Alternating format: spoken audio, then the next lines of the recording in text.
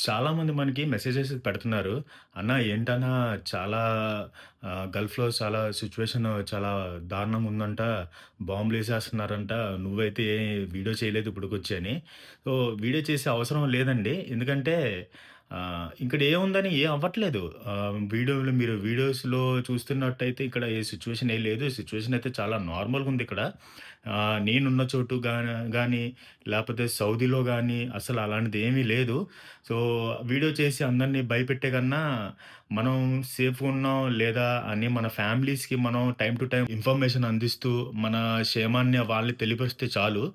అలాగే ఇంకో విషయం అండి, మన ఇండియా గవర్నమెంట్ అలాగే మన ఇండియన్ ఆర్మీ ఎలా కాపాడుతుందో, ఇక్కడ గూడా అంటే మన గల్ఫ్ కంట్రీస్‌లో వాళ్ళ గవర్నమెంట్, వాళ్ళ ఆర్మీ కూడా అంతే పవర్‌ఫుల్ అండి.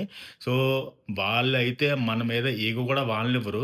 మనకి అలాంటిదేమన్నా మనకొక చిన్న స్క్రాచ్ పడ్డా, వాళ్ళు మన ఇండియా గవర్నమెంట్‌కి చాలా పెద్ద సమాధానం ఇవ్వాలండి. సో, దానికైతే ఏవైనా అలాంటి సిట్యుయేషన్ వస్తే మాత్రం వీళ్ళైతే మనకి ఫస్టే నోటిఫికేషన్స్ ఇచ్చి, మనకైతే సేఫ్ ప్లేస్‌లో వాళ్ళు తీసుకెళ్ళి పెడతారు. గల్ఫ్ కంట్రీస్‌లో ఉన్నవాళ్ళు, వీడియోస్ చేస్తున్న వాళ్ళు, ఇన్‌ఫ్లుయెన్సర్స్ వాళ్ళందరూని. సో, అనవసరంగా రూమర్స్ స్ప్రెడ్ చేయకండి. రూమర్స్ స్ప్రెడ్ చేస్తే అవ్వదు. మిమ్మల్ని తీసుకెళ్ళి బొక్కలో పెట్టేస్తారిక్కడ. మొత్తం చాలా స్ట్రిక్ట్‌గా ఉంటదిక్కడ సోషల్ మీడియాలో ఏవైనా బయటకొస్తే మాత్రం. సో, ఏ లేనిది స్ప్రెడ్ చేయడం అనవసరం గాబట్టి ఏం స్ప్రెడ్ చేయకండి.